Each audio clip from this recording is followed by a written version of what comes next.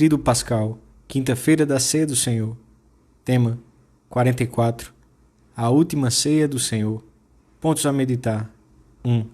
Jesus celebra a última ceia com os apóstolos. 2. Instituição da Sagrada Eucaristia e do sacerdócio ministerial. 3. O mandamento novo do Senhor. Pelo sinal da Santa Cruz, livrai-nos, Deus nosso Senhor, dos nossos inimigos.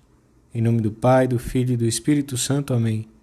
Meu Senhor e meu Deus, creio firmemente que estás aqui, que me vês, que me ouves. Adoro-te com profunda reverência. Peço-te perdão dos meus pecados e graça para fazer com fruto este tempo de oração. Minha Mãe Imaculada, São José meu Pai, Senhor, meu anjo da guarda, intercedei por mim.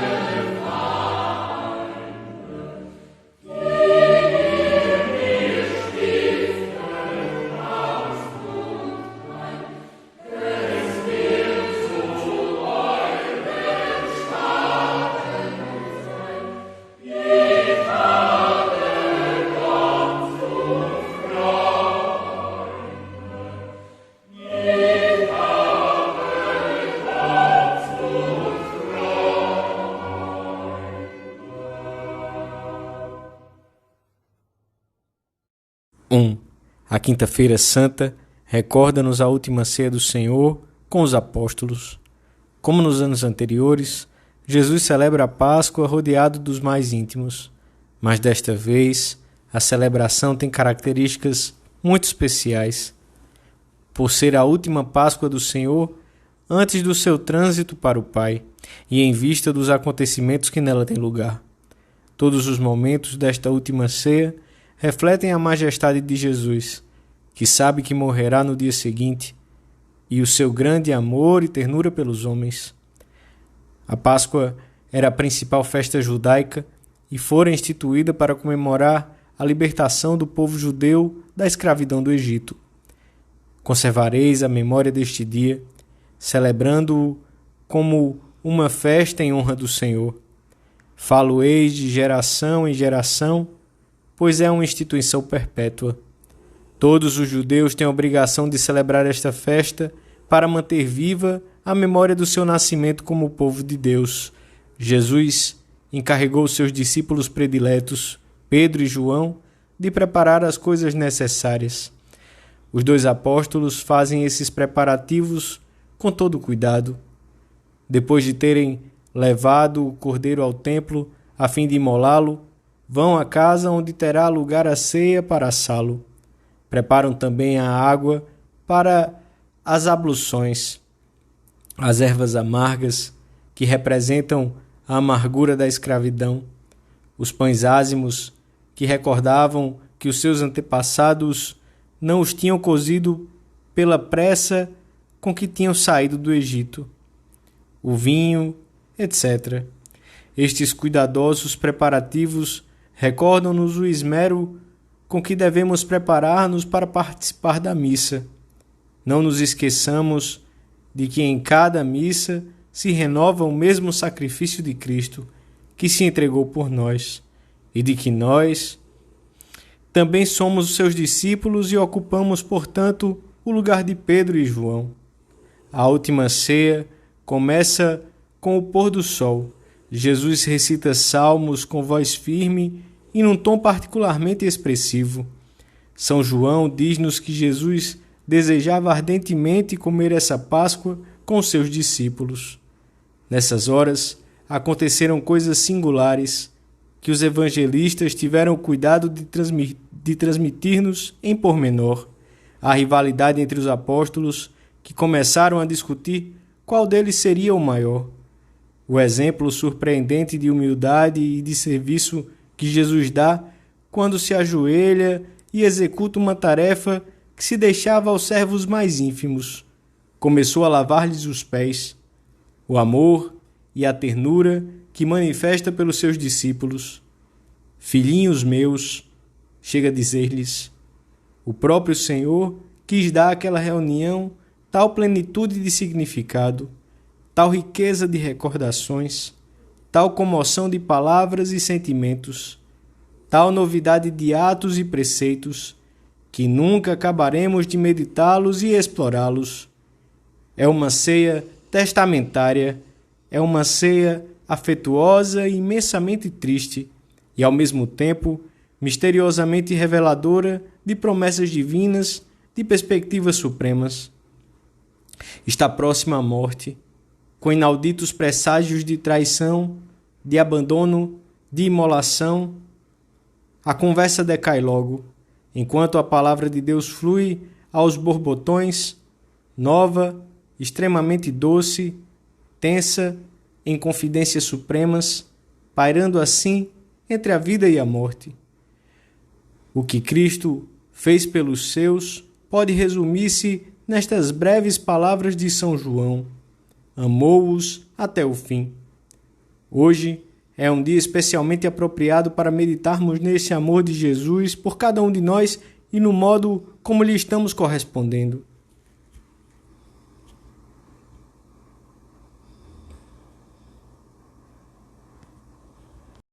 Dois. Agora, enquanto comiam, muito provavelmente no fim da ceia, Jesus tem um gesto transcendente e ao mesmo tempo simples, numa atitude que os apóstolos conheciam tão bem. Permanece em silêncio por uns instantes e, a seguir, institui a Eucaristia. O Senhor antecipa de forma sacramental o sacrifício que consumará no dia seguinte no Calvário. Até aquele momento, a aliança de Deus com o seu povo estava representada pelo Cordeiro Pascal sacrificado no altar dos holocaustos, pelo banquete de toda a família na ceia pascal. Agora, o Cordeiro imolado é o próprio Cristo. Esta é a nova aliança no meu sangue. O corpo de Cristo é o novo banquete que congrega todos os irmãos. Tomai e comei, com a imolação e oferenda de si próprio, corpo e sangue, ao Pai, como Cordeiro sacrificado, o Senhor inaugura a nova e definitiva aliança entre Deus e os homens, e com ela redime-os a todos da escravidão, do pecado e da morte eterna. Jesus dá-se-nos na Eucaristia para nos fortalecer na nossa fraqueza, para nos acompanhar na nossa solidão e como antecipação do céu. Na véspera da sua paixão e morte, dispôs as coisas de modo a que nunca faltasse esse pão até o fim do mundo. Porque, nessa noite memorável, Jesus deu aos apóstolos e aos seus sucessores, os bispos e sacerdotes, o poder de renovarem o prodígio até o fim dos tempos. Fazei isto para celebrar minha memória. Com a Sagrada Eucaristia, que durará até que o Senhor venha, instituiu o sacerdócio ministerial. Jesus permanece conosco para sempre na Sagrada Eucaristia, com uma presença real, verdadeira e substancial. Ele é o mesmo no cenáculo e no sacrário. Naquela noite, os discípulos gozaram da presença sensível de Jesus, que se entregava a eles e a todos os homens. Nós, nesta tarde, quando formos adorá-lo publicamente no monumento, também nos encontraremos novamente com ele. Ele nos vê e nos reconhece. Poderemos falar-lhe como faziam os apóstolos e contar-lhe os nossos sonhos e as nossas preocupações e agradecer-lhe por permanecer conosco e acompanhá-lo recordando a sua entrega de amor. Jesus sempre nos espera no sacrário.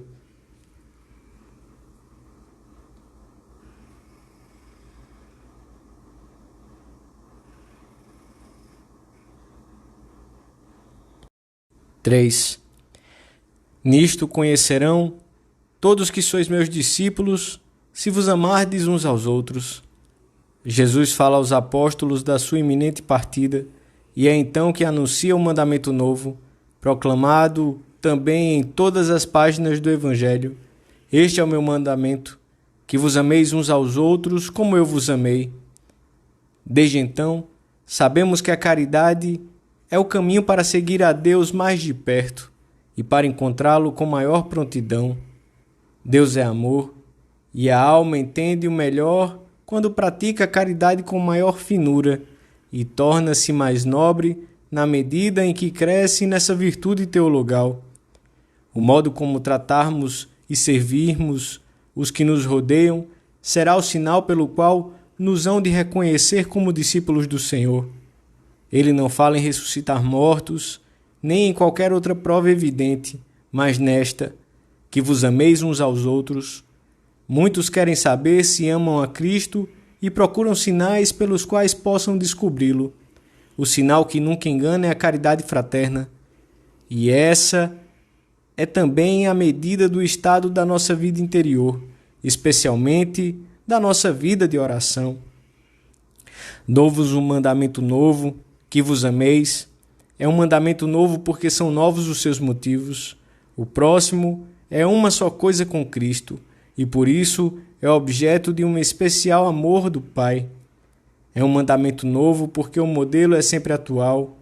É um mandamento novo porque estabelece relações novas entre os homens, porque o modo de cumpri-lo será sempre novo. Como eu vos amei, porque se dirige a um povo novo e requer corações novos, porque estabelece os alicerces de uma ordem diferente e desconhecida até então. É novo porque sempre será uma novidade para os homens, acostumados aos seus egoísmos e às suas rotinas. Nesta Quinta-feira Santa, ao cabo deste tempo de oração, podemos perguntar-nos se, nos lugares em que se desenvolve a maior parte da nossa vida, as pessoas sabem que somos discípulos de Cristo pela forma amável, compreensiva e acolhedora com que as tratamos. Podemos perguntar-nos se procuramos não cometer faltas contra a caridade por pensamentos, palavras ou atos, se sabemos pedir desculpas quando tratamos mal a alguém, se temos manifestações de carinho com os que estão ao nosso lado, cordialidade, estima, umas palavras animadoras, a correção fraterna quando for necessária, o sorriso habitual e o bom humor, serviços que prestamos, preocupação verdadeira pelos problemas dos outros, pequenas ajudas que passam despercebidas. Agora, que está já tão próxima a paixão do Senhor, recordamos a entrega de Maria ao cumprimento da vontade de Deus e ao serviço dos outros. A imensa caridade de Maria pela humanidade faz com que também nela se cumpra a afirmação de Cristo: ninguém tem maior amor do que aquele que dá a vida pelos seus amigos.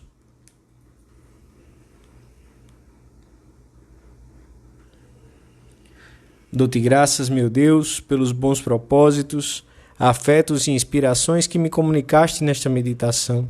Peço-te ajuda para os pôr em prática. Minha Mãe Imaculada, São José, meu Pai, Senhor, meu anjo da guarda, intercedei por mim.